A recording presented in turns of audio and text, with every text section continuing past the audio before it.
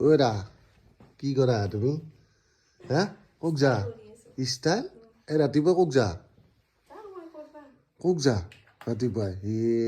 style ইমান ৰাতিপুৱাই style কৰি পেলাই কক যাবা বা অলছি আৰু নাজানো দে আৰু মই নতুন কইনা আৰু কি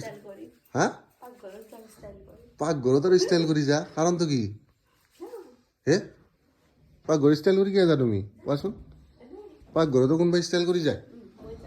মানে অৱশ্যে মানুহটো ষ্টাইল কৰিলে ভাল লাগে অৱশ্যে ঐ ৰ'বাচোন মই এটা কথা সুধোঁ তোমাক এই তোমাক যেতিয়া ফাৰ্ষ্টতে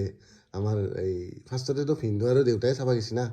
তোমাৰ কেনেকুৱা লাগিছিল কচোন প্ৰথমতে এনেই একদম সঁচা কথা কবি দেই মনৰ কথা কবি নহয় কোৱাচোন কোৱা কেনে লাগিছে কোৱাচোন দে কোৱাচোন দে লাজ কৰিব নালাগে কোৱা কোৱাচোন কোৱা কেনে কিমান হয় বিদ্যা একদম সঁচা কি ক দিয়া দিয়া দিয়া নাজানো আৰু মই কি বা কৈ আছা তুমি কি বা ভয় লাগছি ফূৰ্তিহে লাগছি বাৰু দে ভয় নহয় হয় না ফূৰ্তি লাগছি দে কথা ক'বা হৈছে